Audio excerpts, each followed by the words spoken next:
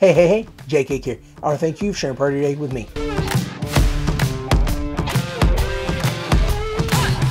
Well, ladies and gentlemen, we are in day 6 of 30 teams in 30 days, and we just finished with the AL Central, so we'll be moving to the Pacific Coast and talking about the AL West.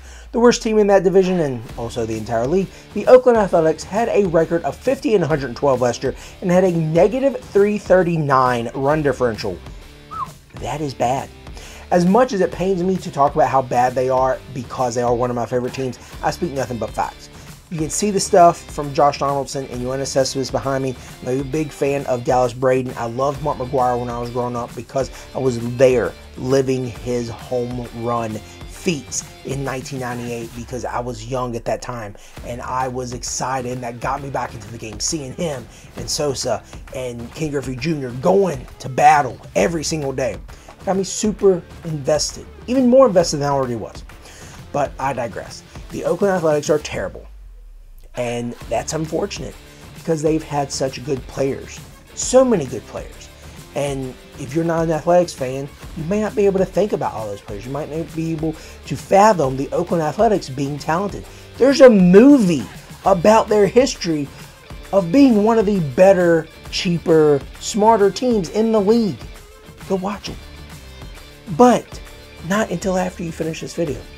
The Oakland Athletics do have some talent on their current roster.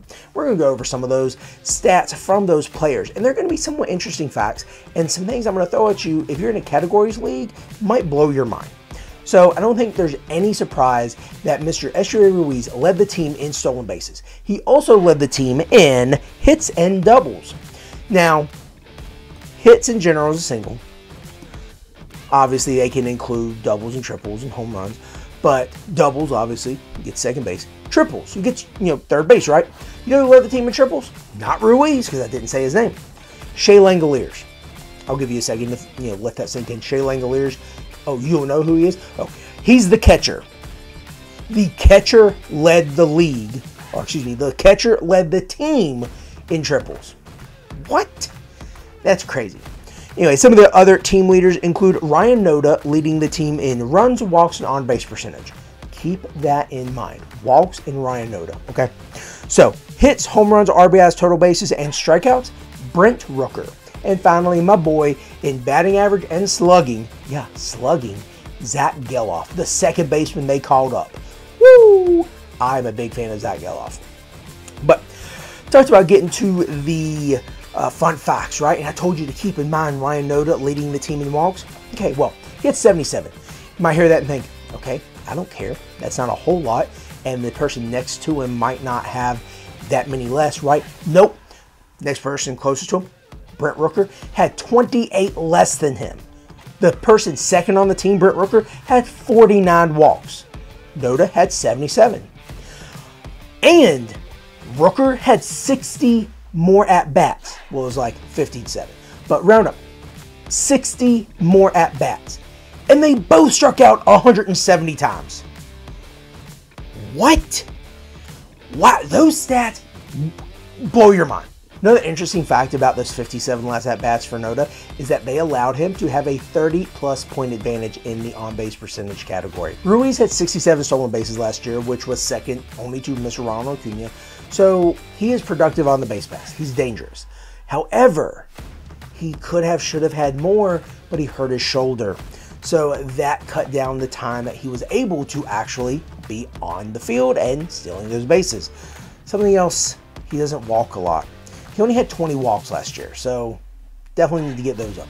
If you could have your walks and your stolen bases both around the same area, oh man, that would be great. However, something he does do great that goes unnoticed, Ruiz only struck out 99 times last year in almost 450 at-bats. That's pretty good for a young player who is going to want to get on base. He may reach a little bit. He might go for the high fastball. He's going to make some mistakes, but if you fail 7 out of 10 times in baseball, you're considered successful. So let's keep that in mind. The point is, Ruiz is one of the best players on that team, and I'm really hoping that they keep him at the leadoff spot. And please, please, please do not put him at 8th or 9th, because that is the attempt to try to get to the leadoff hitter quicker. No, don't do that. Just keep Ruiz at number 1. Let me benefit from the at-bats he's going to get and from the stolen bases he's going to get. So Ruiz could obviously benefit from walks. He could benefit from a little more power. I think he only had 5 home runs last year. So if he's on the base pass, that's where he's going to do his damage. I don't need him to hit 50 home runs, though it would be nice. Would also be very questionable. Be like Barry Bonds type improvement from like home runs from his time in Pittsburgh to San Francisco. Anyways, I'm hoping that Ruiz can continue to do well. Zach Gelof was called up on July 14th. That was after much of the season having Tony Kemp, Jace Peterson, and Aledmys Diaz working in at second base. They were terrible because combined, they were at or below the Mendoza line. For those who don't know, Mendoza line is usually considered 200. When Gelof was called up, the Athletics were 25 and 67. After being called up, the rest of the time, they went 25 and 45. I'm not saying he was a difference maker, but they also didn't lose as many games, and they won the same number of games. So I'm just saying that Gelof might have a little bit something to do with it, okay? So in his rookie year, not even being called up full time, he batted .267, 14 home runs, 26 walks compared to 82 strikeouts, and he had 14 stolen bases. So that 69 game span, nice, allowed him to really show, give him another 100 games, and he's going to produce big time. And the rule of thumb kind of just double those stats. So we'll say between 250 and 260 batting average, 28 home runs, 52 walks, 160 strikeouts, and almost 30 stolen bases. That's pretty solid, especially for an Oakland Athletics player. Yeah, absolutely. Give him to me. Give him to me. Let him be my second baseman. Gelof can show you he can steal, not as much as Ruiz, but he can hit home runs. He can get people around. He has a good eye. And, I mean, yes, he did strike out those 82 times, but a 69 game span, a rookie year, like, I'll take those stats. Someone else who's going to have to produce for that offense, and obviously the defense, being the catcher and framing the pitches and calling the game, so on and so forth, Shea Langeliers. He led the team in triples last year. That was 4. He also added 22 home runs to that. Unfortunately, he could learn to have a better eye, which I talked about this before. Catchers should have some of the best eyes on the team. They should be able to deduce whether a pitch is going to be a ball or a strike. Now, unless Angel Hernandez is behind the plate, you know, you really can't. But the point is, Shea Langeliers only had 34 walks. He's going to have to produce on that. Now, if he doesn't, I don't see production from the person behind him, nor competition. Tyler Soderstrom had 160 batting average last year. Not worried at all, okay? Not worried at all. So Langeliers is going to be someone to look at if you need, you know, a catcher. If you're a catcher streamer, that's fine. I'm more of a make sure I have a good one. The point being, Langeliers, Gelof, Ruiz, the 3 main guys in that offense. Now this is already going to be a shorter video because the bats for the Oakland Athletics aren't going to produce a whole lot. However, the pitching staff is going to produce even less. The main guy for them in 2023 was J.P. Sears, who was a Yankee at one point in time. So he led all the categories. Nothing exciting there because they were all terrible stats. But something I did want to talk about, and it was more of a disappointment, Paul Blackburn. His 2022 first half was awesome. His 2022 second half and all of 2023 was terrible. He only pitched 103 innings in 2023 and, you know, had a 4+ ERA.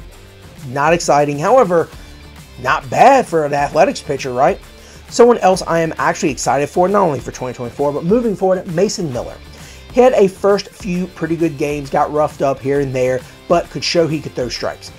Went on the IL for a little bit, came back, pitched out of the bullpen, but that's where he's going to be in 2024. So he's going to be getting holds and or saves, and he's going to be a flamethrower. Hopefully they'll be able to work him into the rotation, but we'll see. Don't want to rush him back and want to get the most production out of him as possible, you know, before they trade him or, you know, let him go. Now, as we talked about how bad the rotation was, there were 2 arrivals this offseason that could strengthen it. I mean, they don't really have a whole lot of strength anyway. I mean, bottom of the barrel, you only go up, right? But Alex Wood and Ross Stripling, both of them played around here, a few different teams, but they most recently played for the Giants.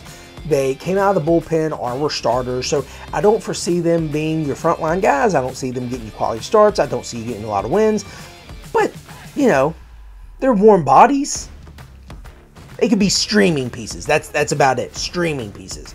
The Angels really don't look good this year, so might be someone to look at when they play them. They also picked up two utility guys that bounced around the league in Miguel Andujar and Abraham Toro. They were both at one point in time in the Yankees farm system and also for the big league team. What a fall from grace. You go from the New York Yankees to the Oakland Athletics. And at any point in time, leaving leads us to the departures and Trevor May. That was the only loss. He was a bullpen guy, was supposed to be a starter coming up with the Twins, didn't make it. He only had 8 saves last year, nothing sexy. Fantasy-wise, this team's not good. They're not going to get you a whole lot of production, but there are a few players who could benefit you in categories leagues. Ryan Noda, he'll get you a lot of walks, but he comes with a ton of strikeouts. Esteury Ruiz, ton of stolen bases, very few home runs. Zach Geloff, he can get you home runs, he can get you stolen bases, he can get you RBIs, he can keep you with the walks, he can do it all, okay? Geloff will be the best player. Don't look at the pitching rotation, don't look at the bullpen, don't look anywhere else other than those 3 players. Noda, Ruiz, yeah. Geloff, best player. Well, that does it for the Oakland Athletics. We are going to be staying in California and talking about the Los Angeles Angels tomorrow. Look forward to seeing you there. It's Jay Cake, and I want to thank you for sharing part of your day with me.